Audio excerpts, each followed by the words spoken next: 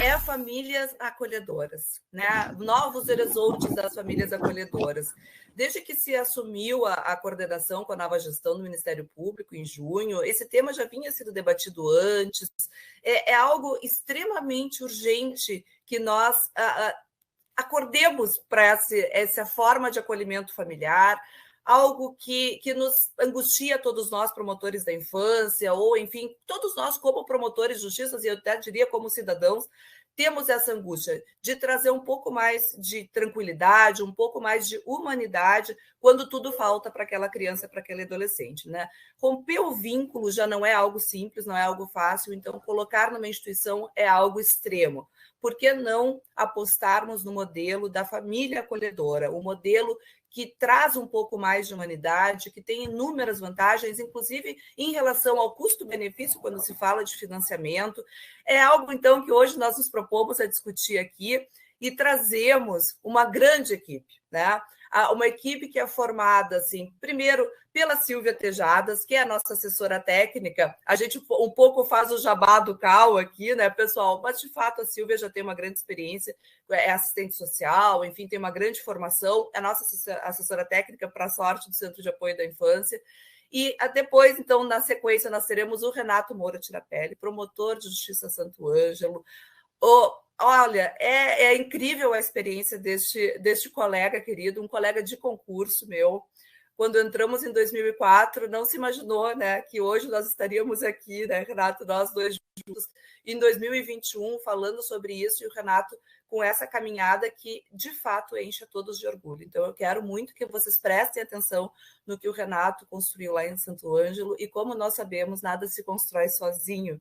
Então, nós temos a Marla de Lourdes Figueiredo, que é a nossa assistente social também, representando a equipe técnica da execução da família acolhedora. Porque o evento de hoje, pessoal, é um evento prático. Nós estamos em desenvolvimento no Centro de Apoio do projeto Famílias Acolhedoras. Nós temos diversas frentes, então, já como eu disse, não é de hoje que isso vem caminhando, já de antes, com a colega Denise Vilela, já tínhamos um diagnóstico. No início, agora de junho, tivemos um diagnóstico um pouco mais amplo de como que está a questão toda envolvendo as famílias acolhedoras. E agora, então, nós temos uma outra fase atual, que seria tentar conseguir um financiamento com o Estado do Rio Grande do Sul para que apoie os municípios do Rio Grande do Sul, que essa política não seja só puxada pelos municípios e que a política pública de tão grande importância também seja puxada pelo Estado. Mas hoje a ideia é que vocês entendam um pouco da prática do Famílias Acolhedoras, né? O que isso, afinal de contas, é, como é que é feito, o que eu posso fazer, e apresentar, então, essa centelha de curiosidade para quem se interessar sobre o tema, porque, de fato, é muito bonito, né? Então, de imediato, eu passo a palavra para a nossa querida Silvia Tejadas, que vai fazer a apresentação do projeto, e depois, então, a Silvia vai dar sequência ao nosso evento. Então, Silvia, boa sorte, contamos contigo aí. Muito obrigada. Obrigada, bom dia, doutora Luciana, doutora Marta, querido doutor Tirapelli, a colega Marta de Santo Ângelo, a todos que nos escutam. Vou pedir para as colegas do CEAF colocarem a apresentação aqui. Mas, enquanto isso, dizer do prazer de poder estar aqui nesse momento, compartilhando um pouco daquilo que o Centro de Apoio vem discutindo, construindo com relação aos serviços de acolhimento familiar aqui no estado do Rio Grande do Sul, e também compartilhar algumas construções que foram feitas no grupo de trabalho que discutiu esse tema no Ministério Público, que teve seus trabalhos concluídos em julho desse ano, mas que deixou um legado de algumas diretrizes para o trabalho institucional nesse sentido. Então, primeiro, falando um pouco do projeto que o Centro de Apoio vem desenhando para contribuir no sentido de uma expansão maior do serviço de acolhimento familiar. Nós sabemos, né, da previsão do Estatuto da Criança e do Adolescente, a partir da Lei 12.010, com relação a essa priorização, digamos assim, do acolhimento em serviço de acolhimento familiar, ao invés de somente no acolhimento institucional, quando houver necessidade da excepcionalidade dessa medida. e também das suas previsões no campo da política pública de assistência social, né, no campo do SUAS, nas tipificações dos serviços socioassistenciais, ou seja, esse é um serviço que está consolidado e inserido nessa política pública. Mas, ao mesmo tempo, nós temos visto do quanto ainda é tímido o desenvolvimento do serviço de acolhimento e famílias acolhedoras aqui no estado do Rio Grande do Sul. E até nós trouxemos aqui alguns dados para ilustrar isso. Né? Nós temos aqui dos 497 municípios do estado, temos em torno de 6% com lei que prevê a implantação desse serviço e 4% com o serviço implantado. Vejam que existe aí um gap entre ter a legislação e, de fato, ter o serviço efetivado com todas as suas necessidades. E, ao mesmo tempo, 176 famílias cadastradas com 122 acolhidos. Vejam que é um número bastante tímido comparativamente aos serviços de acolhimento institucional. Porém, se nós olhamos o quadro ao lado, né, os dados do SUAS, do Censo SUAS, nós vamos ver os últimos dados do Censo SUAS. O estado do Paraná, por exemplo, com 21% de municípios aí com serviços desse porte, desse tipo, e Santa Catarina com 20%. Então, isso nos acende uma luz vermelha no sentido de que há um alerta para que possamos trabalhar coletivamente, de modo muito articulado com a política pública, no sentido de criar as condições para a efetivação dos serviços de acolhimento familiar no estado do Rio Grande do Sul. Então, o Centro de Apoio veio fazendo levantamentos nesse sentido, né? O último deles, inclusive, agora em julho, junto aos promotores de justiça, para calibrar, alinhar o dado de realidade que nós temos, e os dados que foram levantados, eles são bastante coincidentes com os do Censo SUAS. Então, de fato, nós temos uma realidade aí que inspira o nosso movimento. E para isso há uma necessidade de sensibilização dos gestores públicos, tanto no âmbito da gestão municipal quanto da estadual, no sentido do financiamento, né, e da efetivação desse serviço. Então, é por isso que o Centro de Apoio vem desenhando esse projeto, que tem por objetivo, então, contribuir de modo cooperativo e intersetorial, porque o Ministério Público, nesse campo, vai atuar no fomento da política pública, para que se possa, de fato, contribuir para ampliação desses serviços de acolhimento de famílias acolhedoras nos municípios do estado, com uma alternativa ao serviço de acolhimento institucional, onde for viável, né, e em consonância com a realidade dos territórios. Isso é bastante importante, é inclusive um pressuposto da política de assistência. Em termos de objetivos específicos desse projeto, o primeiro deles é que nós possamos estar sempre acompanhando, conhecendo e monitorando a realidade do Estado com relação a esse serviço, promover espaços, né, de formação sobre esse tema, e esse nosso encontro dialoga com esse movimento, né, sensibilizar o poder público estadual com relação ao apoio técnico e financeiro aos municípios. A gente sabe aí do financiamento federal que nós não temos hoje, no momento, nada novo com relação à expansão de serviços de acolhimento. Tivemos alguns anos atrás para reordenamento de serviços, no momento não temos, então da importância de haver o cofinanciamento aos municípios para que de fato se possa lidar com essa realidade, inclusive porque no último levantamento feito pelo Centro de Apoio, diversos promotores de justiça pontuaram a dificuldade em termos orçamentários dos municípios. E também se trabalha com uma linha da possibilidade de fomento aos serviços em consórcio, dentro da política de assistência, que seria talvez uma alternativa interessante para municípios de pequeno porte.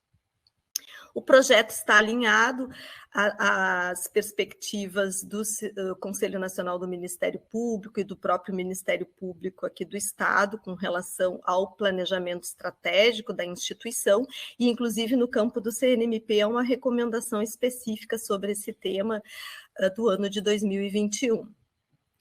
Como é um projeto de fomento, ele exige uma articulação importante da instituição, tanto no âmbito interno quanto externo. Então, aqui os nossos parceiros internos, né, o Centro de Apoio, o CEAF, as promotorias especializadas de entrância inicial, e também os parceiros externos, que envolve desde a Secretaria de Estado, o Departamento de Assistência Social, FAMURS, Poder Judiciário, enfim, para que possamos avançar nesse campo. As fases aqui do projeto, algumas já em execução, né, como o conhecimento da realidade, o mapeamento do ente estadual, nós já começamos algumas interlocuções nesse sentido, né, a realização de encontros de formação, esse faz parte disso. Então, a ideia é poder trabalhar esse projeto ao longo de todo o próximo ano, né, com ações direcionadas ao governo do Estado, às próprias promotorias de justiça e ao conjunto da rede intersetorial. Aqui os processos de monitoramento e avaliação, tanto avaliando o nosso processo, se nós efetivamos aquilo que estamos nos propondo em termos das ações, e também do impacto, né? Ou seja, daquilo que nós vamos conseguir avançar na ampliação dos nossos percentuais em termos de implementação de serviços de acolhimento em famílias acolhedoras. E aqui gostaríamos de resgatar algumas das diretrizes que foram trabalhadas pelo grupo de trabalho composto por promotores de justiça, o Centro de Apoio da Infância, né, que concluiu seus trabalhos no primeiro semestre desse ano e que delineou algumas diretrizes que podem servir de suporte e apoio, especialmente às promotorias de justiça, com relação ao trabalho nesse campo, né? Esse material ele está consolidado, vocês podem ter acesso, é um caderno que está bastante explicativo, inclusive o doutor Renato, né, participou desse momento de estudo e discussão. Então, uma primeira diretriz que o caderno traz é a necessidade de um processo de planejamento para a implementação do serviço de acolhimento em famílias acolhedoras, inicialmente com a constituição de um grupo de trabalho para planejamento da implantação, reunindo os atores da política de assistência social, proteção social básica, média e alta, educação, saúde, conselhos tutelares, conselhos municipais dos direitos da criança, conselho de assistência, Ministério Público, Poder Judiciário, Defensoria Pública, ou seja, os atores do sistema de justiça e do sistema de garantia de direitos, para que se possa planejar conjuntamente, porque ele é um serviço que exige, a Marla e o doutor Renato vão pontuar isso, um processo de sensibilização da sociedade, da comunidade, de todos os atores do próprio sistema. Segundo passo, um diagnóstico local, ou seja, qual é a demanda para serviço de acolhimento, isso é fundamental, porque se não há uma demanda nesse sentido, tanto melhor, vamos investir nos CREAS, no trabalho dos CRAS, na prevenção, né? Então, é necessário fazer uma avaliação da demanda para esse tipo de serviço, porque é um serviço da alta complexidade. E a realização de um planejamento, então se enumerou todos os processos do planejamento, desde definição de objetivos, metodologia, estratégias, recursos humanos, infraestrutura, recursos orçamentários, avaliação e monitoramento. Porque sem planejamento não há implementação da política pública, né? Aí nós tentamos construir uma casa sem os alicerces, então essa seria uma primeira etapa do processo de implantação, que é o processo de sensibilização e planejamento. A segunda diretriz vai no sentido de que o serviço de acolhimento em famílias acolhedoras é um serviço da política pública de assistência social, ele precisa ser assumido e implementado por esta política. Ele está no campo da proteção social especial de alta complexidade, então ele é da alçada dessa política que vai precisar fazer todo o processo de gerenciamento, acompanhamento, supervisão e financiamento do serviço.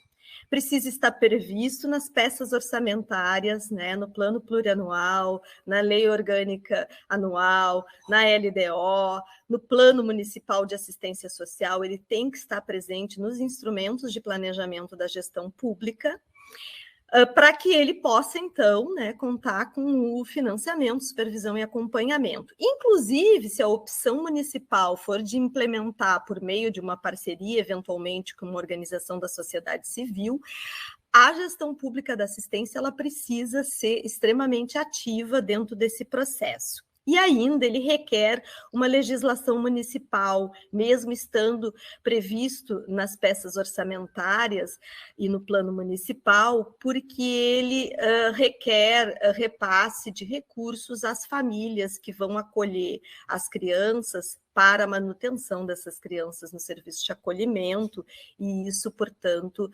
necessita de regulamentação específica em lei.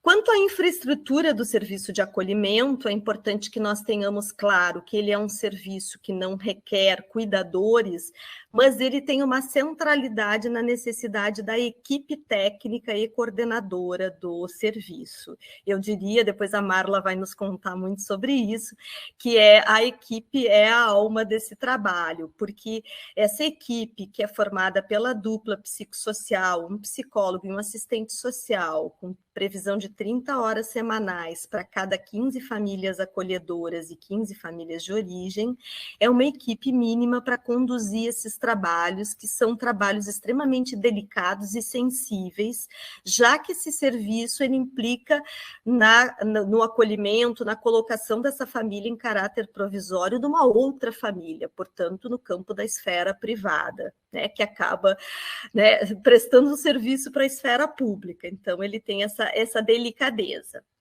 A necessidade de capacitação inicial e continuada desta equipe técnica e da coordenação do serviço, a infraestrutura para o desenvolvimento dos trabalhos, que implica em sala para atividade técnica e administrativa, o mobiliário e material de apoio, como internet, computador, telefone, veículo para as visitas às famílias de origem, visitas às famílias acolhedoras, para fazer esse trabalho de articulação, de retomada de vínculos e de suporte às famílias acolhedoras.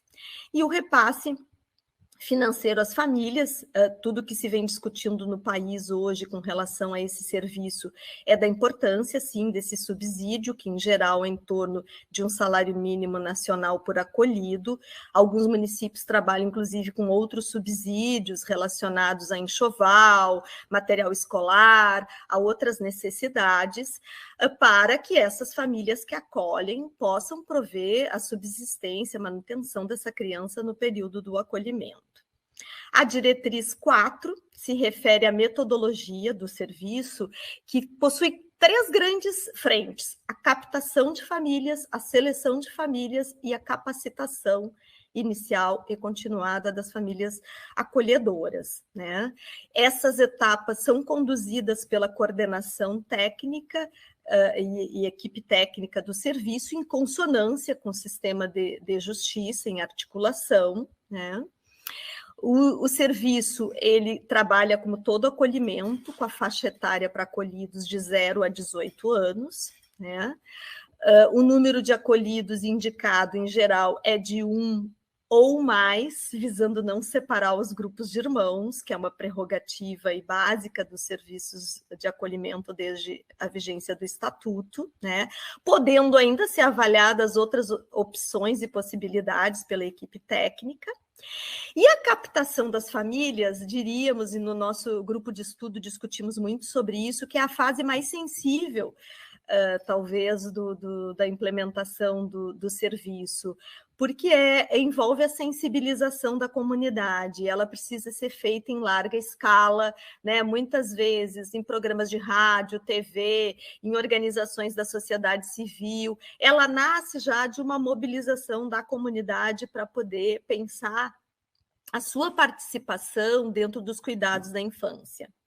O processo de seleção é extremamente importante, porque nem todos aqueles que se candidatam vão ter, muitas vezes, aquelas condições, habilidades, né, e motivações adequadas para esse tipo de serviço. Então, isso é uma etapa bastante sensível da implantação, que é selecionar essas famílias, né, a partir de documentações, cadastros, avaliação técnica, para que elas sejam habilitadas junto ao Poder Judiciário para execução deste programa, porque elas terão essa guarda dessa criança no período em que estiverem com ela. E a capacitação das famílias acolhedoras, tanto na sua chegada no programa, capacitação inicial, quanto continuada, no sentido de poder oferecer os subsídios necessários para o trabalho no cotidiano, nas situações que acontecem no mundo real, diante de uma criança real, de uma criança não idealizada, mas daquela que vai necessitar desses cuidados, uma criança ou um adolescente. E a metodologia das estratégias de acompanhamento, né, que é essencial, como já foi dito, feita pela equipe coordenação, que se dirige tanto às famílias acolhedoras, aos acolhidos e às famílias de origem, né, para que esse serviço tenha a qualidade necessária e se atenda à excepcionalidade e brevidade da medida protetiva.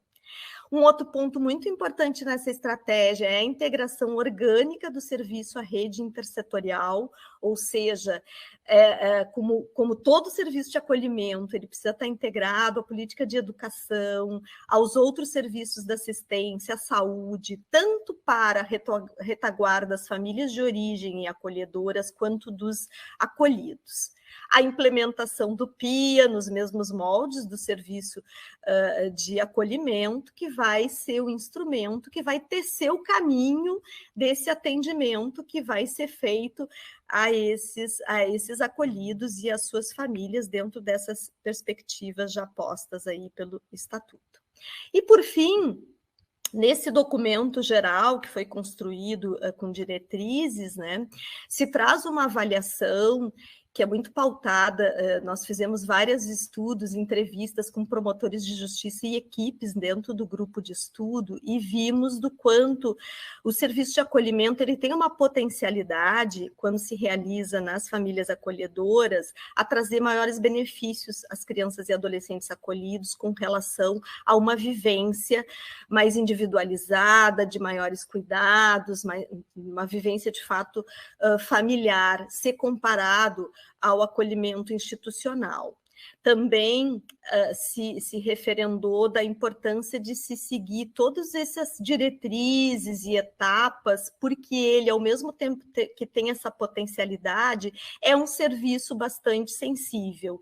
Então, é preciso que se tenha, né, de fato, uma rede sensibilizada, todos os dispositivos necessários, né, para esse serviço, a sua estruturação no campo da assistência social, a sensibilização da sociedade, e por isso se conclui pela pertinência do investimento do Ministério Público na sua implantação. Então, assim, em linhas muito gerais, seria essa a caminhada que o Centro de Apoio veio fazendo, no sentido de subsidiar e enxergar uma trajetória onde se possa contribuir para que os municípios tenham condições mais adequadas para a implementação desse serviço. E aí eu passo a palavra de imediato para o doutor Renato Tirapelli, que está à frente na interlocução de uma das experiências mais longevas de serviço de acolhimento familiar aqui no Estado. Então, ele tem muito a nos contar, né, doutor Renato? Bom dia, doutora Luciana, coordenadora do Centro de Apoio, querida colega do concurso de 2004. Bom dia, Silvia, nossa assistente social tão dedicada e requisitada por todos, né? muito valiosa para a nossa instituição. Bom dia, Marla, assistente social técnica do Serviço de Acolhimento Familiar de Santo Ângelo, desde o início desse serviço. Bom dia, colegas e todos aqueles que, de uma forma ou outra, estão assistindo essa nossa conversa, né? Eu estava te ouvindo falar, Silvia, sobre as estatísticas, o percentual do programa de acolhimento familiar aqui no Estado e a timidez ainda da implantação do acolhimento familiar, e em algum aspecto eu acho que se justifica pelo fato dessa medida de proteção, embora previsto nas normas da assistência social desde 2004, reafirmada no Plano de Proteção Nacional da Criança e Adolescente em 2006, embora essa previsão no Estatuto da Criança e Adolescente ele só foi previsto em 2009, né? E nós devemos lembrar que o ECA é de 1990, então 19 anos depois houve a previsão do acolhimento familiar. Desde então, nós sempre trabalhamos com o abrigo, porque o ECA previa o abrigo, né, e a nomenclatura do acolhimento institucional também foi em 2009. Mas, na prática, né, era o abrigo, o acolhimento institucional. Então, nós temos aí 11, 12 anos de previsão do acolhimento familiar, e talvez isso justifique, em alguma medida, né, que ainda seja incipiente, né, por conta do desconhecimento, por conta da prática, da cultura, né, que nós temos, todos nós, do acolhimento institucional, dos abrigos, né, das inspeções nos abrigos, de como é a dinâmica da criança e adolescente dentro de um abrigo.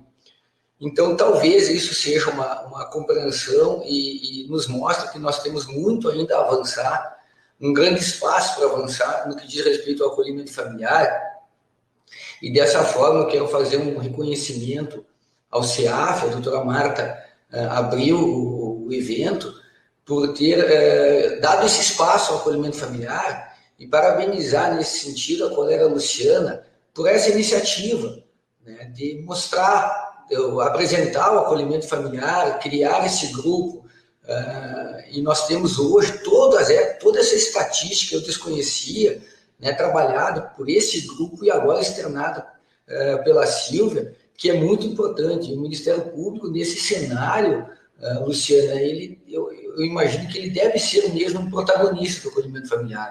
Deve ter uma proatividade, né? Porque a história do acolhimento familiar, pelo menos aqui em Santo Ângelo, ela mostra que o envolvimento do sistema judicial, do sistema de justiça, vamos dizer assim, o Ministério Público e o Poder Judiciário, foi fundamental para que nós conseguíssemos concretizar o acolhimento familiar em Santo Ângelo.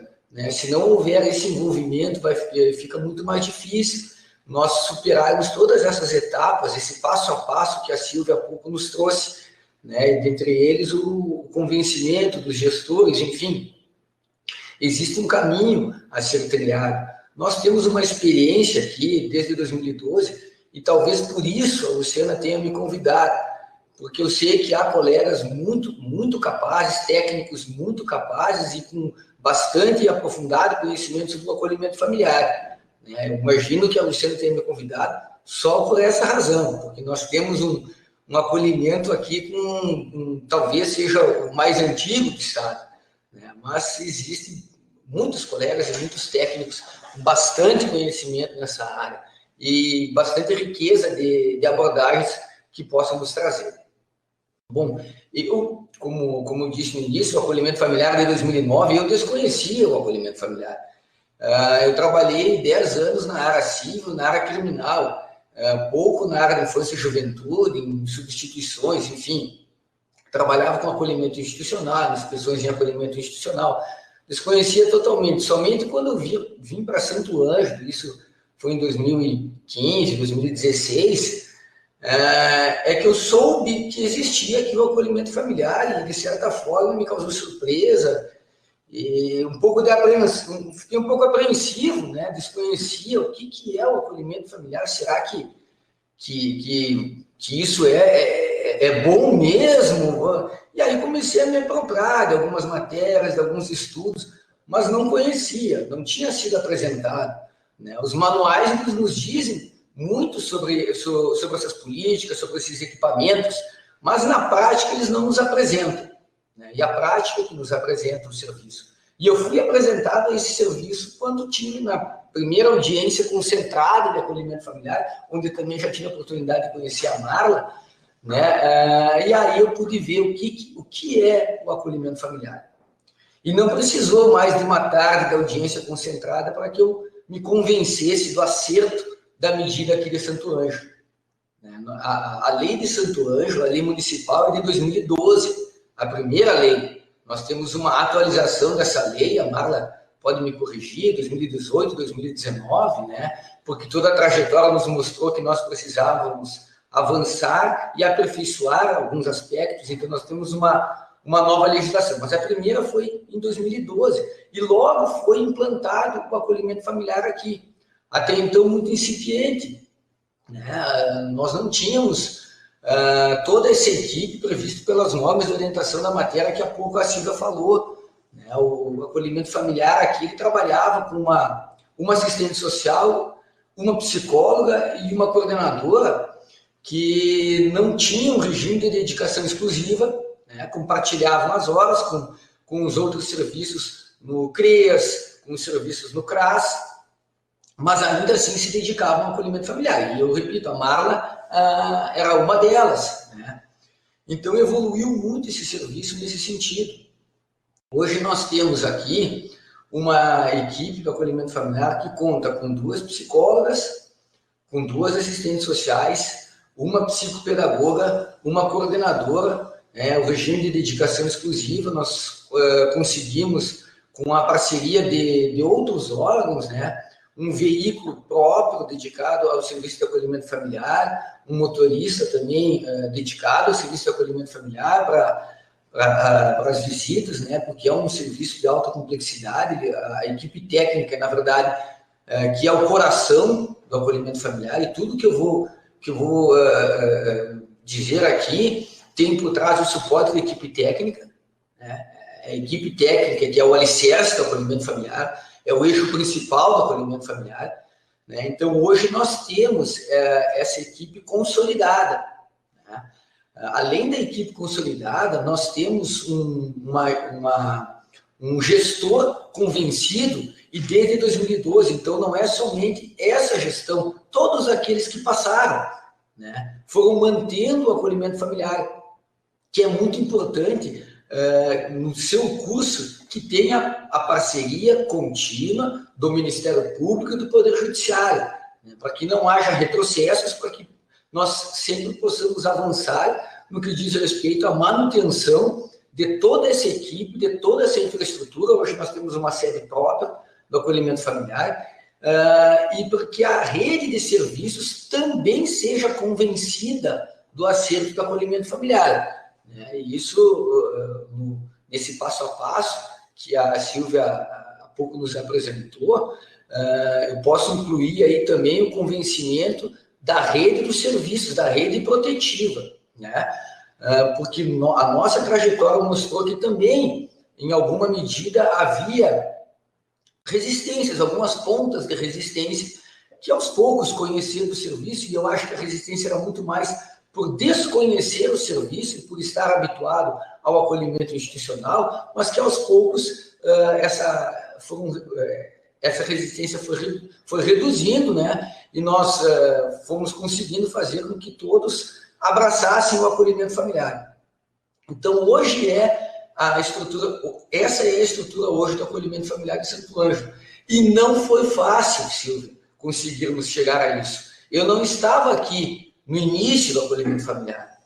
Eu peguei a prática inicial, mas a conformação inicial não passou pelas minhas mãos, né? Passou pelas mãos da minha colega, a colega Paula Mora, pelo juiz da infância, que até hoje é o titular do juizado da infância, o doutor Luiz Carlos. Passou pelas mãos deles, principalmente, extremamente dedicados e convencidos do acerto do acolhimento familiar. Como a Silvia disse, peregrinaram em órgãos de imprensa, em feiras aqui nos municípios, saíram na rua, né? A Marla também saíram à rua para conseguir mostrar o acolhimento familiar e captar famílias para o acolhimento familiar, o que é uma ponta extremamente delicada e difícil, né? Nós temos muitas vezes todo esse planejamento do município para o acolhimento familiar, toda a previsão orçamentária para o acolhimento familiar, mas daqui a pouco nós não temos famílias dispostas a acolher. Esse é um trabalho desgastante, é um trabalho contínuo, um trabalho necessário não só na captação, mas na preparação dessas famílias e na capacitação contínua dessas famílias para que elas estejam aptas para o acolhimento, que todos nós que trabalhamos na infância sabemos que não escolhe dia, não escolhe hora, não escolhe o perfil que haverá o acolhimento, mas as famílias e a equipe têm que estar bem preparadas, né? Também nesse sentido, em toda essa trajetória, foi instituído um sistema de plantão da equipe técnica, que nós não tínhamos no início, que entendemos necessário até para que as famílias que estão acolhendo se sintam amparadas, se sintam seguras para que em qualquer momento, né, em grau de dificuldade que não consigam superar, tenham então o apoio do serviço de acolhimento familiar.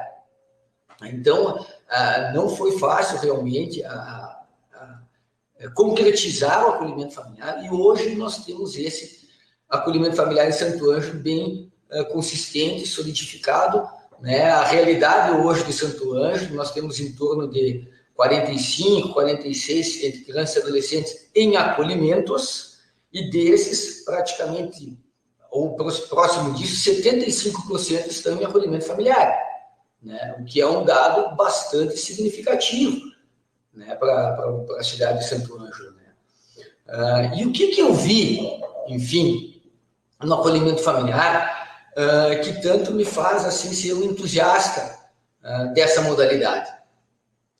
A individualização, o olhar individualizado, o afeto próximo, o carinho, aquelas coisas aqueles detalhes da família, que parecem tão pequenos, mas que fazem tanta diferença, né? Em linha de comparação ao acolhimento institucional, e nós temos bons acolhimentos institucionais, necessários acolhimentos institucionais, com equipes muito boas e tão dedicadas quanto o acolhimento familiar, eu não tenho dúvida, e sou testemunha do acolhimento de Santo Ângelo.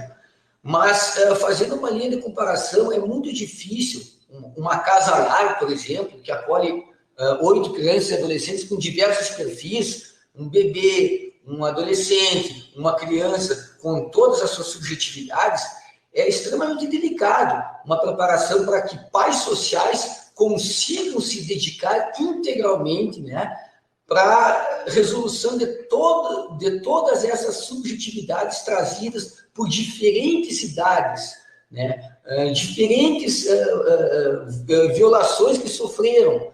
É muito difícil os pais sociais conseguirem isso, ou num abrigo, né, num sistema de monitoria, que os monitores num abrigo com 20, com 10, com 15, com tanta diferença, consigam dar um suporte individualizado.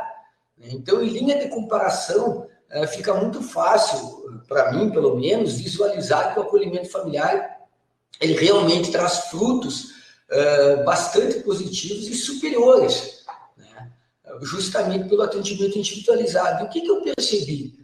E todos aqueles que têm acolhimento familiar, fazem as audiências concentradas, eu imagino que possam compartilhar a mesma experiência. Nós estamos numa audiência concentrada e entram as famílias carregando os bebês no colo, os adolescentes, as crianças, como se fossem famílias mesmo, numa dinâmica familiar. O que todos nós queremos para nós é termos famílias saudáveis, que os nossos filhos vivam em famílias com essa natureza. A base é isso, é o que nós queremos para nós. E quando nós colocamos uma criança ou um adolescente alijado da sua família de origem, nada mais natural do que queiramos que ele permaneça, ainda assim, apesar de afastado da sua família de origem temporariamente, que ele permaneça numa dinâmica familiar. Bom, e aí, conversando com vários acolhedores, o que se percebe, Silvia, Luciana? é aquele olhar diferenciado, é o acolhedor olhando o caderno da criança ou do adolescente. Ele abre o caderno, ele está vendo se a criança ou adolescente foi bem na matemática, foi bem na história, o que está acontecendo na escola, né? Ele liga para a professora entra em contato, nós temos uma psicopedagoga que faz essa articulação, né? Questões que até então, antes de eu ser apresentado, me pareciam tão distantes, mas eu vejo que são tão próximas e necessárias. Questões de higiene, né? Extremamente delicadas, e que os acolhedores, aquelas famílias que têm um olhar individual, percebem, né? E educam nesse sentido, e cuidam nesse sentido, aquele cuidado especializado, individualizado. Essas famílias, elas têm filhos. Então, as crianças, quando elas estão em família acolhedora, muitas vezes elas convivem com essas crianças que são, entre aspas, os irmãos naquele momento.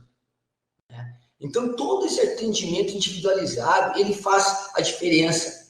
Na questão de saúde, quantas vezes nós tivemos aqui, Marla, bebês frutos de uma gestação conturbada, né, que exigiam cuidados especiais? Como faríamos isso num acolhimento institucional? Bebês que têm que, a noite inteira, serem acompanhados, fazer a bombinha, dar a medicação, fazer uma higiene. Como nós faríamos isso num abrigo?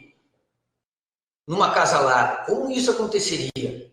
Né? Então, nós vemos ali o depoimento das famílias acolhedoras nessas audiências concentradas nesse sentido, né? De acordar à noite, de pegar a criança, de embalar a criança, do carinho, do afeto. E por menor, às vezes, que seja o tempo que a criança ou adolescente permaneça na família acolhedora, porque a ideia é a preservação do vínculo no primeiro momento com a família de origem, né? A ideia é essa, então nós temos que trabalhar com a família acolhedora, e a equipe também tem que trabalhar com a família de origem para que essa família se reestruture para que receba, num outro momento, o seu filho de volta, né? Por mais, então, que seja breve esse acolhimento familiar, ele pode fazer a diferença. Quantas e quantas vezes nós ouvimos assim que os maus tratos, eles marcam as crianças e os adolescentes, e de fato marcam, tanto que, na sequência, nós percebemos a reprodução desses maus tratos na vida adulta, né, e na própria adolescência. Mas os bons tratos também marcam e também fazem com que essas crianças e adolescentes possam reproduzir aquela convivência no acolhimento familiar quando saem do acolhimento familiar. Então, todos esses frutos, todo esse carinho, todo esse afeto, ele dignifica o acolhimento familiar. Ele faz toda a diferença. Então, eu não vejo, assim, dado negativo no acolhimento familiar. Eu vejo desafios. Nós não estamos prontos. Nós temos muitos desafios, muitos avanços, enfrentamos muitos problemas no acolhimento familiar também, né? Mas isso nos fez amadurecer. A equipe está amadurecida para enfrentar esses desafios complexos, como também enfrentamos em outras modalidades, em outros equipamentos da infância e juventude, né? Mas esses desafios, eles precisam ser enfrentados para que o programa evolua de uma maneira sólida. Então, eu não vejo dados negativos, eu vejo desafios e muitos pontos positivos. O apego, que lá no início era questionado, mas o apego, como é que faz? Aí a família acolhe, a família tem todo aquele carinho, e depois a criança tem que voltar para a família de origem ou vai para uma adoção. Como é que essa criança vai reagir? Eu nunca vi o apego como um dado negativo e nem um problema. Problema nenhum. Nós não podemos falar em acolhimento familiar, ou mesmo institucional, sem carinho, afeto e apego. Nós temos necessariamente que exigir esse apego. Nós vivemos a nossa vida de apegos e desapegos. Eu não me aventuro, porque não sou psicólogo, a dizer exatamente como funciona. Mas a minha experiência como promotor de justiça, que nós temos aqui, me fez perceber que a criança, quando ela sai da família acolhedora, seja para uma adoção, que fica muito mais facilitada se elas tiverem um acolhimento familiar, ou retorno para a família de origem, é muito mais fácil para ela se habituar novamente do que para o adulto. O que eu percebo é que o rompimento de vínculo, ele se torna, quem sofre mais é o acolhedor. A criança sofre num primeiro momento e ela se habitua muito mais fácil, tanto na nova família que a está adotando, ou no retorno à família de origem, porque é a família dela e ela gosta da família dela, ela quer a família dela. Então, eu não vejo grande problema nesse apego e nesse desapego. Eu vejo um dado positivo. E outro dado positivo, extremamente importante do acolhimento familiar, é que quando ele se encerra como medida protetiva, na prática nem sempre isso ocorre. O que eu quero dizer com isso? Uma das primeiras acolhedoras de Santo Ângelo, a Mara é uma testemunha disso, era uma pediatra que acolheu um bebê. E depois do acolhimento, esse bebê foi para uma família, foi para uma adoção, e essa pediatra passou a ser a pediatra do bebê. Nós tivemos aqui também profissionais liberais que acolheram grupos de irmãos que foram para a adoção e que até hoje acompanham e proporcionam vários recursos para essas crianças e que convivem com os pais dessas crianças. Muitas crianças e adolescentes que saem do acolhimento familiar retornam para suas famílias de origem, não necessariamente perdem o vínculo com a família que acolheu. Ao contrário, muitas vezes a família que acolheu continua por um período dando um suporte. É mais um dado positivo porque criam-se vínculos. E a família de origem, ela passa a perceber, em determinados casos, não em todos, mas em determinados casos, que a família que acolheu é um apoio, é uma orientação, é um referencial. Então, o que eu percebo assim é que todo esse conjunto de carinho e de afeto que desperta muito as potencialidades e reforça as potencialidades de muitos adolescentes quando estão na família acolhedora, né? Essas potencialidades que às vezes estão esquecidas, estão adormecidas, são despertadas no acolhimento familiar, né? Então, o que eu vejo é que tudo isso, todo esse cenário, esse conjunto de ações que envolve fundamentalmente apego, carinho e afeto, ele só proporciona dados positivos. E os desafios, aos poucos, vão sendo colocados à nossa frente e vão sendo enfrentados. O apego, ele também ocorre, vamos lembrarmos, no acolhimento institucional. Os pais sociais também se apegam. Os coordenadores, os membros das equipes técnicas também se apegam. E também existe um rompimento do vínculo ali adiante. Então, não vejo nenhum tipo de complicador no apego e vejo dados muito positivos. Mas, assim, esse seria mais um depoimento, né, meu sobre o que eu percebi desde que eu fui apresentado para o acolhimento familiar. E, como eu disse, o coração desse acolhimento é a equipe técnica. E, a partir daí, então, Marlon, eu vou me socorrer de ti, para que também preste o teu depoimento, enfim, da tua trajetória no acolhimento familiar e o que tu percebe nos ganhos de crianças e adolescentes. Marla, deixa eu só, antes de tu pegar a palavra, eu queria, assim, eu tô quebrando um pouco o protocolo, eu sei, era para um passar para o outro, mas, assim, eu imagino que todos que estejam nos vendo agora entendem por que o Renato está aqui, né? Ele foi muito modesto no início, mas Renato, quem não se emociona com o teu relato é porque já morreu faz tempo, né? É lindo de ver, a gente sai, eu já estou pensando assim, quem sabe eu viro uma família acolhedora também, sabe? Então, é isso que a gente precisa. Eu queria, então, assim, te agradecer de verdade. Eu vou agradecer depois todo mundo, mas que bom te ter nos quadros, que bom que tu decidiu. A gente sabe que o Renato é uma pessoa muito sóbria, muito reservada, mas decidiu se expor aqui, conversar conosco, e eu tenho certeza que vai tocar o coração de muita gente. Então, Marla, querida, agora tu segue com esse depoimento, mas eu tinha que falar com o meu colega, que de fato foi muito bonito, muito, muito bonito. Tá? Parabéns. Marla, por favor. Então, bom dia a todos.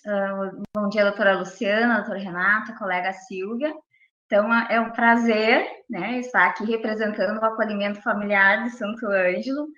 A gente espera que atinja a expectativa de vocês. Já nos colocamos à disposição também dos municípios que quiserem entrar em contato, nos visitar, conhecer como é que funciona o nosso serviço aqui em Santo Ângelo, a gente se coloca à disposição. Então, eu vou iniciar colocando um pouco a trajetória do serviço aqui em Santo Ângelo, que nesse ano, então, ele completou 9 anos. O doutor Renato já falou um pouquinho, né, do histórico, um pouco da evolução, né, mas então a implantação se deu mobilização, né, governo municipal, né, o Juizado da Infância, o Ministério Público, a nossa rede protetiva. Inicialmente um grupo, né, aqui de Santo Ângelo visitou o município de São Bento, Santa Catarina, que lá já viu o serviço implantado, né, para saber como é que funcionava.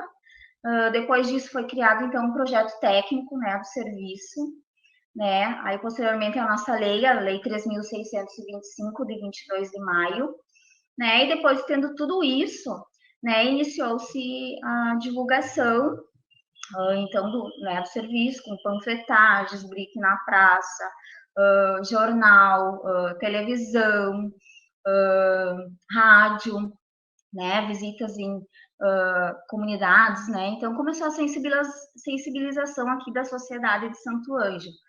Inicialmente, então, o serviço ele, funcionava junto ao CREAS, a equipe era compartilhada, era a equipe do CREAS, né, que iniciou fazendo a habilitação, cadastramento das famílias acolhedoras. Posteriormente, em novembro, então, aconteceu o nosso primeiro acolhimento aqui, foi de um bebê naquela época.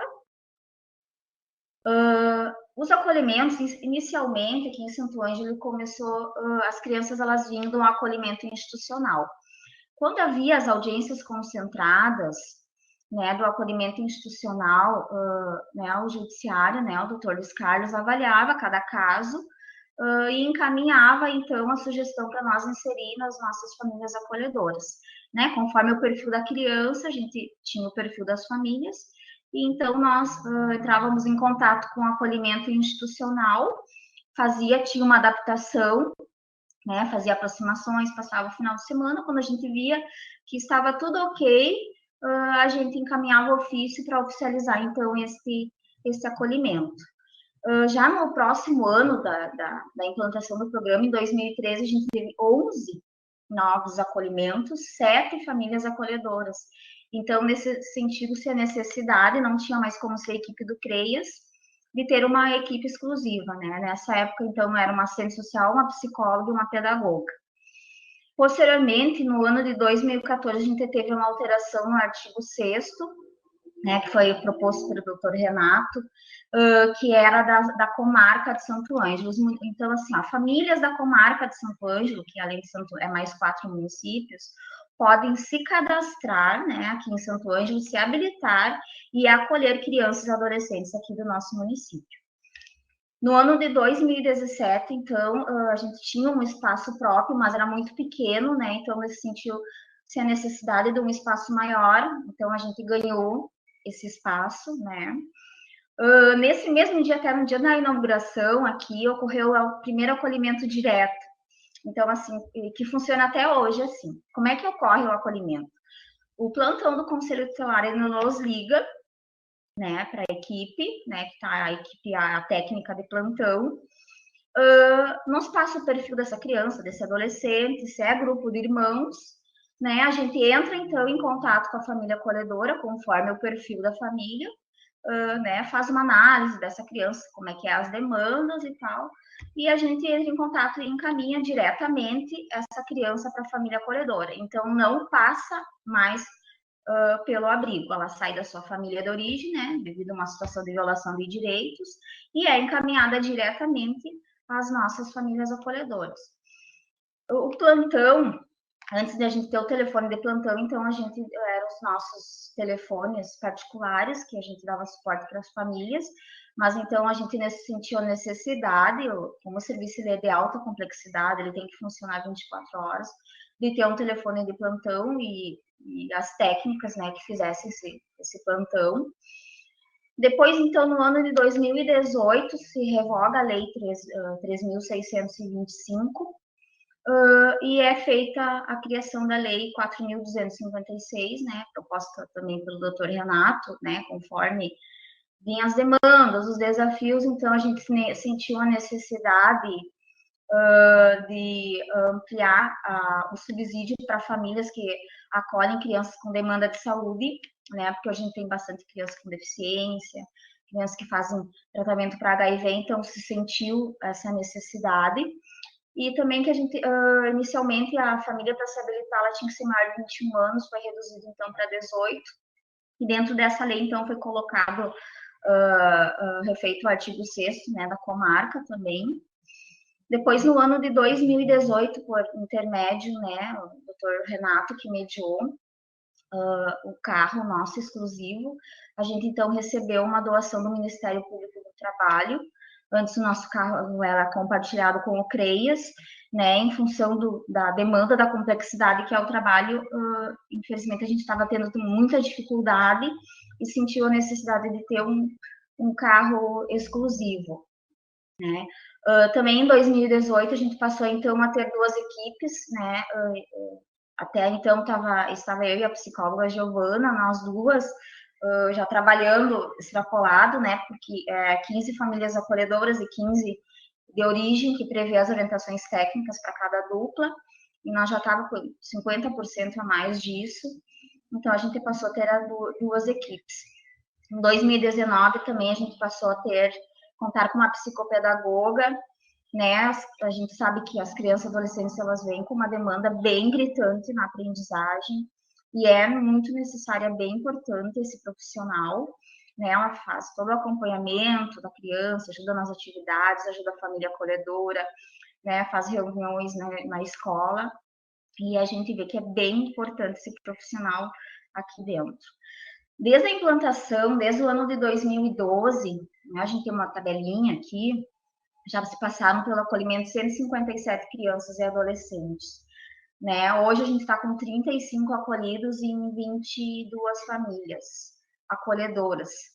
Então, hoje, fiz ali a regra de 3, o município conta com 85% dos acolhidos em serviço de acolhimento familiar e 15% em acolhimento institucional. Pode ser que tenha mudado um pouquinho, porque às vezes ocorre acolhimentos, desacolhimentos, tanto que nós, no abrigo institucional, né? Então, agora eu vou falar um pouquinho do nosso trabalho, né, enquanto equipe técnica, né? Quem entra no serviço, ela tem que se apropriar, né, da legislação, das nossas orientações técnicas, do nosso plano de trabalho, do nosso projeto político-pedagógico, né? Isso é bem importante que a equipe esteja por dentro, né, de como é que funciona realmente o serviço, né? Outra questão é uma equipe comprometida, que saiba trabalhar, que tenha perfil para trabalhar em equipe, né? Porque as nossas decisões são em conjunto, os nossos relatórios são todos em conjuntos, né? Os nossos desafios, né? Tudo que a gente vai enfrentar aqui e esse suporte que a gente presta para as crianças e adolescentes é em conjunto. Uma equipe que tenha disponibilidade de horário, né? Que tenha uma sintonia, é bem importante para o sucesso do serviço. Outra questão que é bem importante, né, que nós, enquanto equipe, a gente possa sempre estar recebendo uma formação continuada, né. Também, então, a equipe aí, a gente faz o cadastramento, habilitação e capacitação das famílias acolhedoras. Eu vi que tinha uma pessoa que perguntou se era o judiciário que fazia. Na verdade, no início do serviço aqui em Santo Ângelo, a gente ia fazer a habilitação, encaminhava para o judiciário fazia uma audiência de habilitação dessas famílias. Hoje não é mais necessário isso. Hoje nós fizemos aqui a habilitação, capacitação, né, cadastramento, e quando ocorre o acolhimento, que a gente encaminha, então, a documentação da família acolhedora, né. Nós, enquanto técnicos, também a gente proporciona a capacitação continuada dessas famílias acolhedoras, né, chamamos às vezes outros profissionais, mas é bem importante, né, essas reuniões, essas formações das famílias acolhedoras, né. A gente faz a elaboração do PIA, né, que conta todo o histórico da criança, as demandas, estratégias né, durante o acolhimento familiar, estratégias de reinserção familiar. Né, a gente tem um mês para elaborar esse PIA, né, normalmente dá umas 10 páginas, é um documento bem complexo, né, que é em cima dele que a gente vai trabalhar, né, ao decorrer do acolhimento. Né, a gente também faz o acompanhamento sistemático, né, sistemático porque tem que ser um acompanhamento contínuo, né, exige para o sucesso, né, para dar certo o acolhimento, para ter êxito, a gente precisa, né, fazer um acompanhamento sistemático e nas famílias acolhedoras e nos acolhidos, né, porque eles vêm com uma bagagem, né, muito grande e é bem importante esse acompanhamento da equipe técnica. Também encaminhamos fizemos encaminhamentos para a rede. É importante a gente conhecer toda a nossa rede, como ela funciona, né, para encaminhar as demandas dos nossos acolhidos. Encaminhamos, então, relatórios ao Judiciário e ao Ministério Público. Esses relatórios funcionam assim, a gente encaminha... As audiências concentradas são a cada 3 meses. Então, antes disso, a gente sempre encaminha um relatório. Mas, se a gente tem alguma situação e vê a necessidade de encaminhar outros relatórios, a gente encaminha. Se vê que é possível em integração familiar, a gente vai encaminhar um relatório antes também. A gente também faz, então, um acompanhamento psicossocial, né? Somos 2 equipes, né? Formada sempre um psicólogo e o assistente social, né? Tem o acompanhamento das nossas psicólogas, a Giovana e a Jéssica. Porém, assim, é bem importante frisar que o profissional do SUAS, ele não faz atendimento clínico. Então, se há necessidade, né, de uma criança ou adolescente necessitar desse atendimento, a gente vai buscar na rede, então. Como eu já tinha falado da nossa psicopedagoga, então ela faz todo um acompanhamento nas escolas.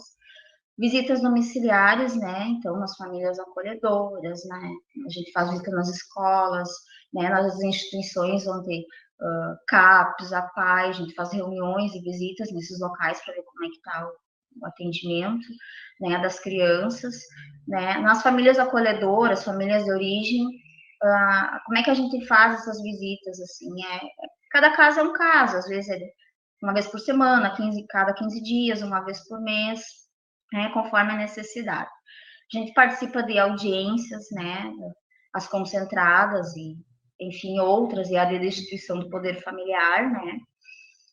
Realizamos, então, acompanhamento e encaminhamento da família de origem extensa, visando sempre a reintegração familiar, né, a prioridade sempre vai ser a reintegração familiar. E quando a gente vê que isso não é possível, então a gente faz, né, os nossos relatórios sugerem, então, a destituição do poder familiar. Hoje somos 4 técnicas, né? Eu e a Giovana somos uma dupla, a Josi é assistente social e a Jéssica psicóloga é a outra dupla. A gente tem um fluxo, né, do nosso acolhimento, né? Primeiro, o Conselho Tutelar recebe autorização judicial, o Conselho Tutelar liga para o nosso plantão, né? Quem sempre realiza o acolhimento, quem vai na casa da família de origem, é o Conselho Tutelar, né? E daí ele entra em contato conosco, nós entramos em contato com as nossas famílias acolhedoras, né? E encaminhamos, então, as nossas crianças, os nossos adolescentes. Aqui a gente tem um checklist depois da documentação que tem que encaminhar para o judiciário. Temos um prazo também para encaminhar, né? Temos o suporte do plantão do judiciário, se a gente precisar.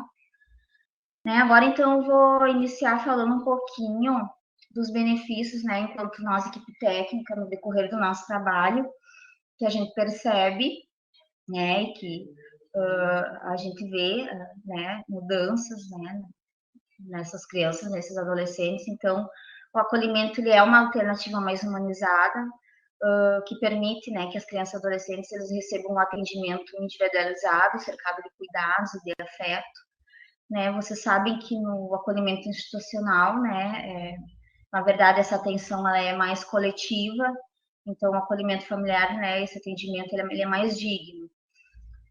Outra questão que a gente vê benefício, o sentimento de pertencimento. Quando a gente habilita uma família acolhedora, né? A gente sempre coloca para ela como é importante toda a família estar de acordo, né? Inclusive a família extensa dela, porque essa criança vai conviver com toda a família dela, inclusive a extensa vai ser um suporte, muitas vezes para auxiliar nos cuidados, né? Então, se a família acolhedora tem filhos, essa criança ela não pode ser tratada diferente, né? Ela vai conviver em comunidade, participar de eventos, festa, vai viajar junto, ela vai ter festa de aniversário.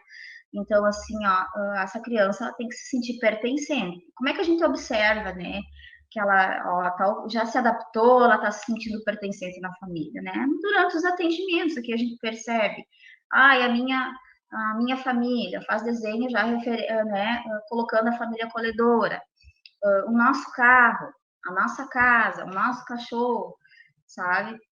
É assim que a gente vai perceber, né, que já ocorreu a adaptação e que essa criança se sente pertencente a essa família, que é muito importante nesse momento que ele chega, né, na família acolhedora, e ele se sente bem acolhido, bem amado, né? Outra questão que a gente vê de benefício, né, contribui para o desenvolvimento da autonomia nos nossos adolescentes.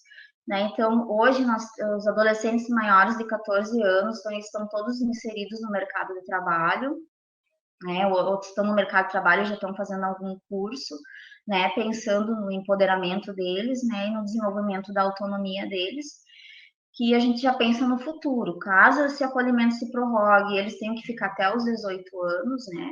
Que eles possam sair daqui depois caminhando com as suas próprias pernas, né? Construir sua família, poder, né, se sustentar, sobreviver, né, sozinhos. Algumas mudanças que a gente percebe também no comportamento deles e hábitos bem significativas, é que eles chegam para nós sem rotina familiar, sem hábitos de higiene, né? Não tem hábito de tomar banho, não sabe às vezes usar o banheiro, né? Essa questão da dificuldade na aprendizagem é bem gritante, compulsão na alimentação, né? As condutas, né? O comportamento agressivo, tanto verbal quanto físico, mentiras, né? A gente percebe que, claro, o histórico de vida dele não se apaga, né? A gente sabe, não se passa uma borracha depois que vem para o acolhimento familiar e esquece o passado deles, né? E também não dá para pensar que depois que vem para o acolhimento familiar, né, ele não vai mais, vai ser um ambiente positivo, claro, né? Uma família que vai passar todos os valores, vai dar limites, mas que também não dá para esquecer que ele tem essa história de vida e tem que ser respeitada. Mas a gente vê essas mudanças bem significativas, né? Outra questão é a capacidade de resiliência ali, antes quando o doutor Renato estava falando, né? Eles, no decorrer do acolhimento, eles desenvolvem a capacidade de resiliência, né? Sabem lidar com os problemas, se adaptar às mudanças, né? Essa questão do vínculo, né? De criar novos vínculos, o que é bem importante, né? Para a vida deles, enquanto criança, enquanto adolescente, enquanto futuros adultos, né? Futuras pessoas que, né? Na nossa sociedade. A gente vê que eles desenvolvem isso e quando falam, né, depois do desapego, vai ser encaminhado para a família de origem, vai ser encaminhado para adoção, ele vai sofrer. Na verdade, assim, nós, enquanto equipes, aquilo que o doutor Renato falou, quem mais sofre é a família acolhedora, né? Eles indo para um ambiente onde eles são amados, são cuidados, são respeitados, né? Tem tudo, né, que eles precisam, eles vão se adaptar. E a gente vê que assim não há um sofrimento, né, da parte deles, não há uma resistência deles em serem inseridos na família adotiva, em retornar para sua família de origem. Outra questão, outro benefício, assim, falando dos bebês, hoje os bebês, né, todos vêm para nós, né, como é importante nos primeiros anos de vida, né, ter essa referência, né, uma referência materna, que a gente diz, uma pessoa de referência, e não vários cuidadores, né, para essa criança, que isso vai minimizar traumas futuros, né? Depois eu vou falar um pouquinho mais sobre isso, na questão do vínculo e alguns autores ali que a gente estuda, a gente lê, se baseia neles. Então, aqui a construção de vínculo, né? Então, apego, desapego. Né? A gente sempre fala para as nossas famílias acolhedoras, né? Para ser família acolhedora é imprescindível se apegar. Não tem como ser família acolhedora se não tem uma predisposição para dar e receber afeto, né? Ela tem que estar disposta a isso. E o que a gente vê, assim, todas as nossas famílias, elas se apegam às crianças, não importa a idade, até o adolescente, né? As nossas crianças, nossos adolescentes se apegam às famílias acolhedoras, né? E isso é algo saudável, é algo bom, é algo importante, é algo que eles precisam para o desenvolvimento da vida deles, né?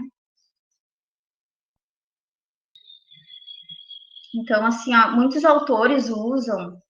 O John Bowlby, ele foi um psicólogo, psicanalista e psiquiatra, e ele desenvolveu nas suas literaturas a teoria do apego, né? E ele fala disso, dessa importância dessa figura materna, né, nos primeiros anos de vida, né, para não desenvolver traumas futuros, né?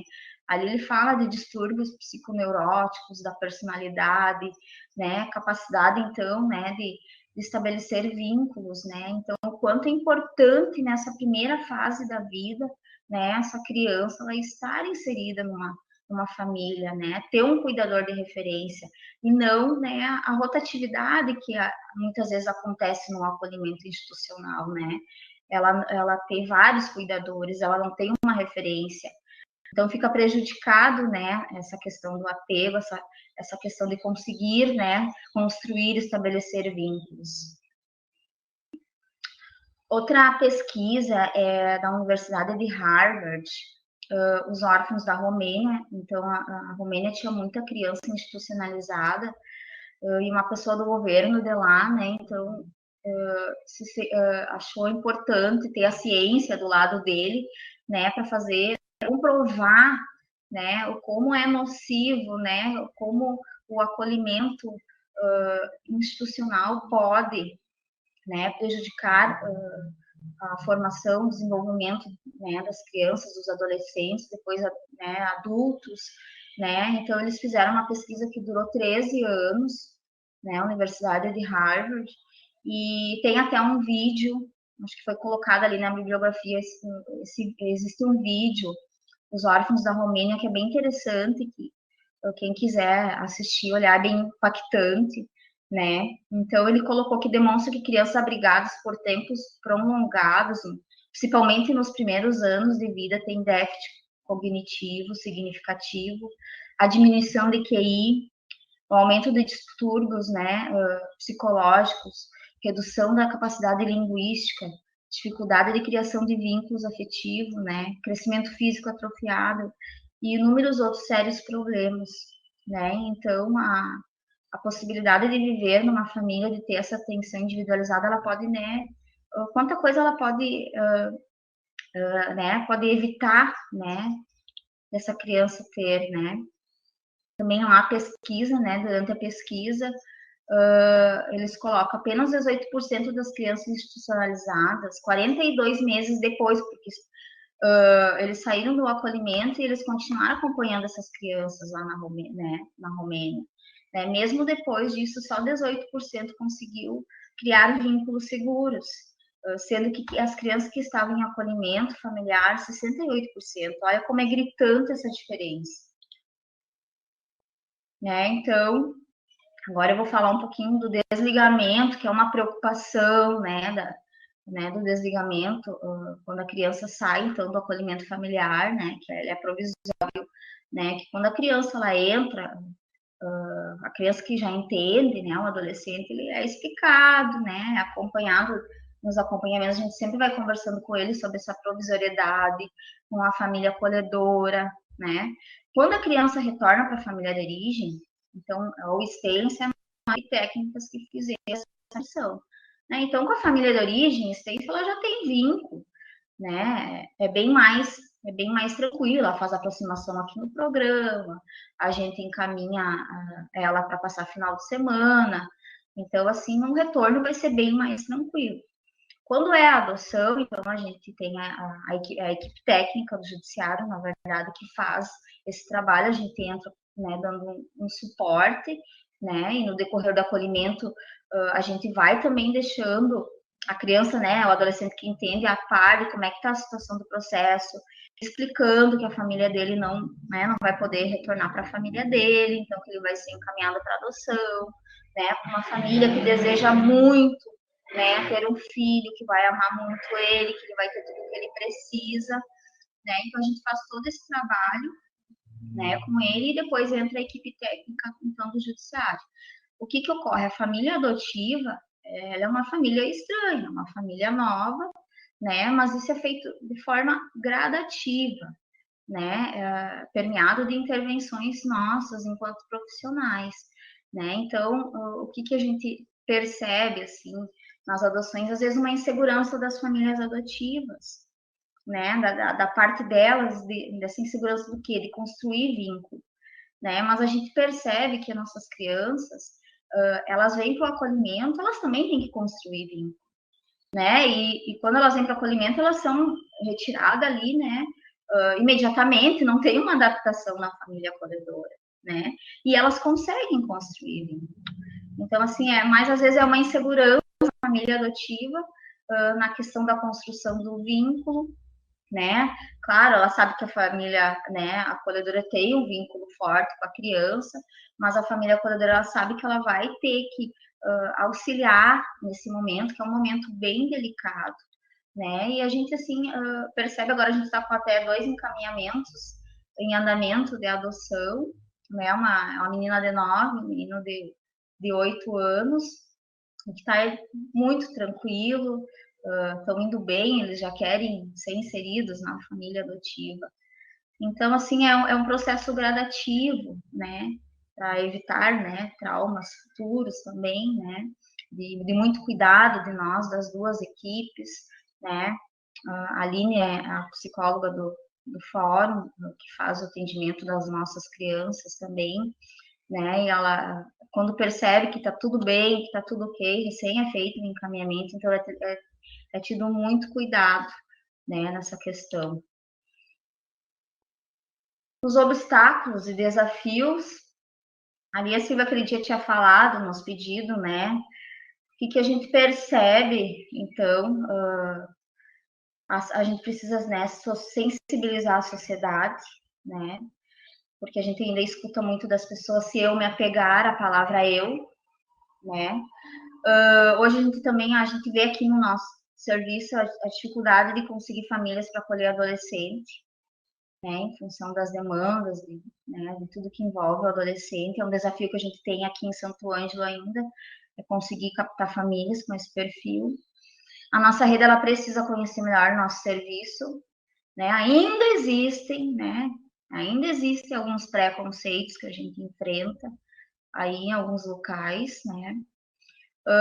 Um grande desafio é o trabalho com a família de origem, né, muitas vezes elas não respondem, né, às nossas estratégias, às nossas orientações.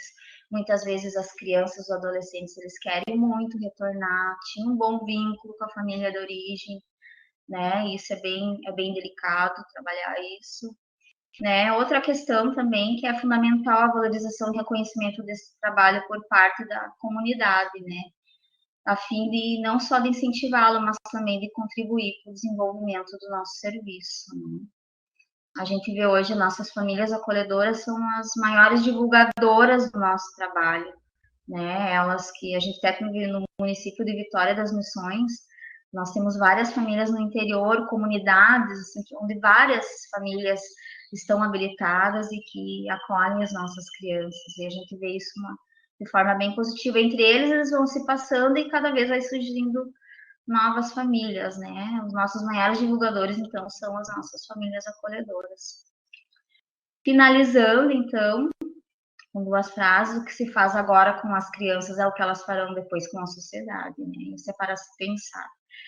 O acolhimento familiar, então, ele é um gesto de amor, né? É isso, então. Espero que tenha ajudado. Acho que ficou um pouquinho longa a minha fala. Mas é que é um assunto técnico, né? E essa parte da Marla, eu acho que não, Marla. Acho que tu foste ótima, deu bastante informação. Tem uma dúvida da Adriana Costa, que é a nossa colega lá de Carazinho.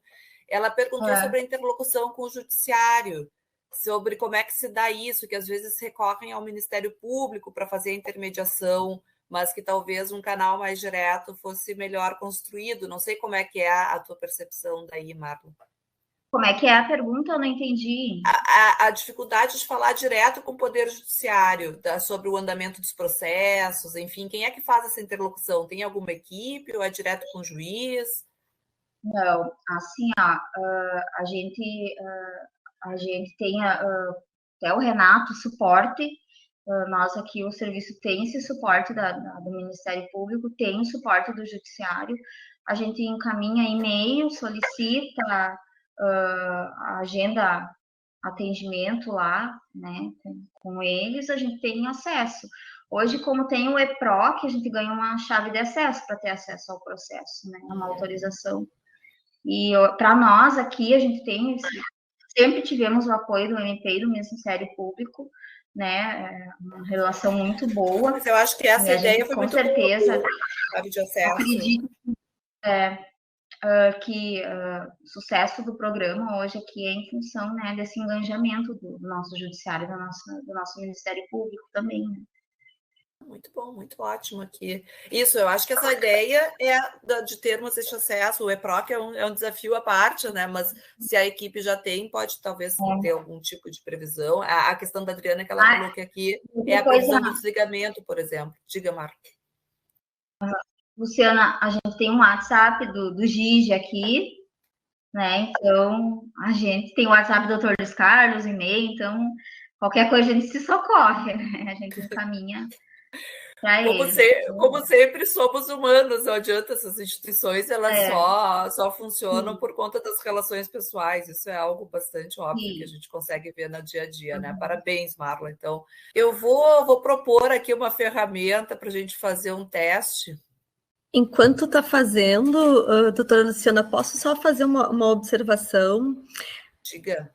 Eu acho que tem uma questão que acho que talvez não tenha sido ainda pontuada aqui, é que uma das delicadezas do serviço é justamente são as condicionalidades das famílias acolhedoras, ou seja, aquilo que elas dizem para a equipe, né? Até aí eu vou, isso eu posso fazer, e que tem a ver com isso que a Marla dizia, nós temos dificuldades para a colocação de adolescentes, nós temos dificuldades para a colocação, né, de determinadas situações, daqui um pouco um adolescente que tem uma situação de uso de substâncias, ou que tem alguma situação, entre aspas, comportamental, que pode causar maior dificuldade.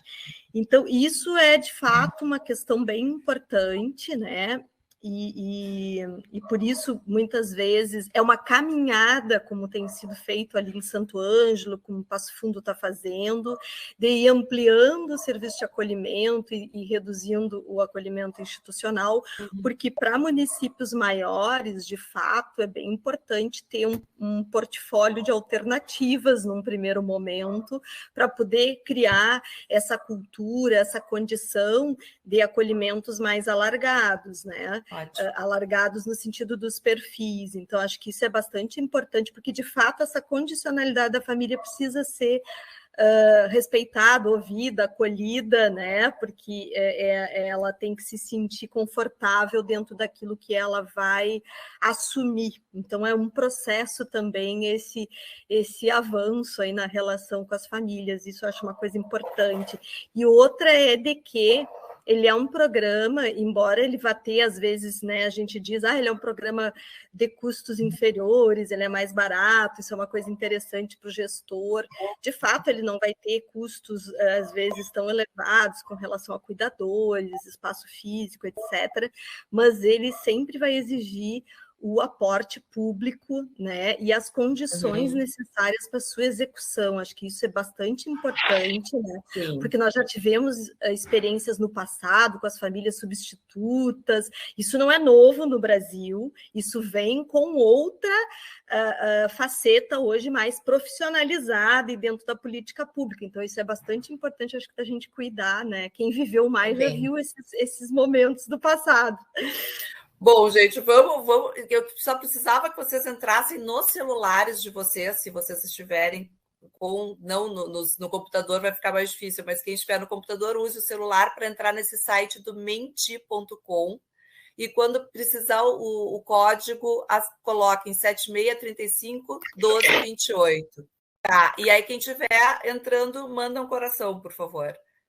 E daí eu vou vendo quantas pessoas tem. Aqui eu já tenho 2, já tenho 3. Ótimo.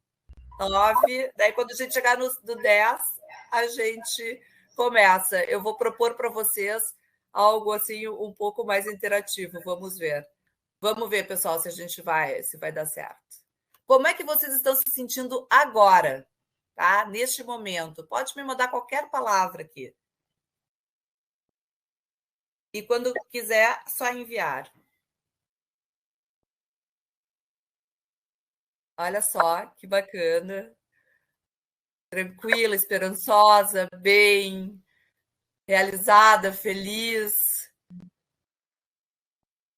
emocionada. Eu também estou muito emocionada, pessoal. Hoje foi um evento muito bacana para nós aqui também, né? Eu imagino que para vocês também tenha sido. E agora a gente vai fazer uma questão, tá? A gente preparou 3 questões, era quase... Vocês já tiveram acesso a esses dados, né? Mas, enfim, temos aqui já alguns participantes dessas nossas questões. Podem botar ali para a próxima questão. E aí a gente já tem alguns participantes. E vamos lá para a nossa primeira questão. Quem responder mais rápido ganha mais pontos. Quantas unidades executoras das 380 vocês acham que estão no Rio Grande do Sul? Das 380 unidades de acolhimento familiar que existem no Brasil, né, dos municípios. Quantas estão no Rio Grande do Sul?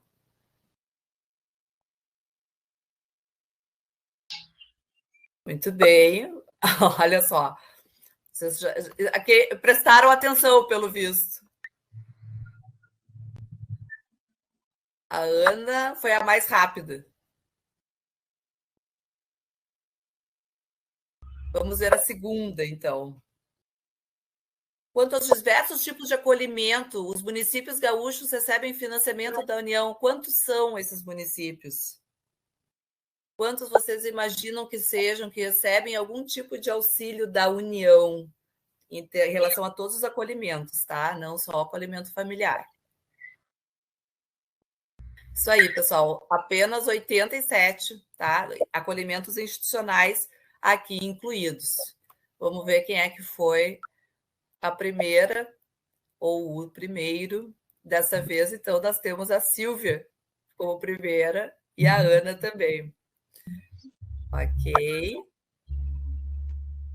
E agora a nossa última pergunta é: do levantamento feito esse pelo MP, quantos municípios possuem lei sobre o acolhimento familiar, mas não executam o programa? Desse feito por nós, um levantamento próprio daqueles que nos responderam. Tem lei e não tem programa.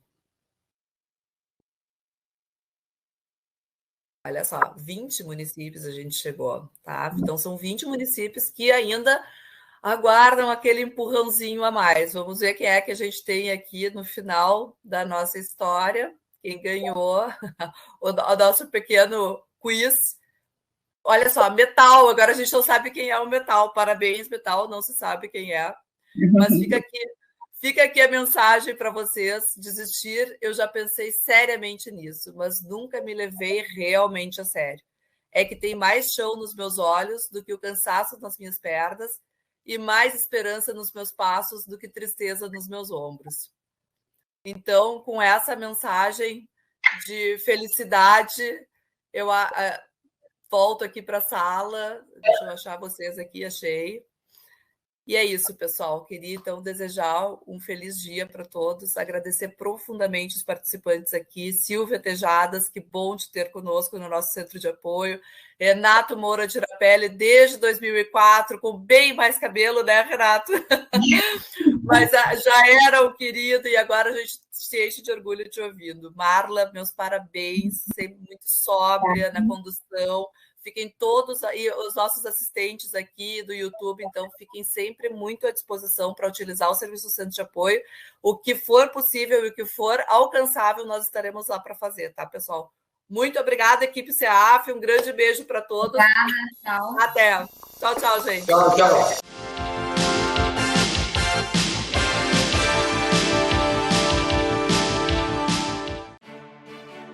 A Câmara de Vereadores é a Casa do Povo. Aqui são criados, votados e aprovados os projetos de lei que definem o rumo e o futuro do nosso município. A Câmara de Vereadores também exerce a função fiscalizadora, supervisionando as ações e decisões do Poder Executivo. Faça parte das decisões. Quando a comunidade participa, a cidade cresce. E as conquistas são de todos. Câmara de Vereadores de Passo Fundo.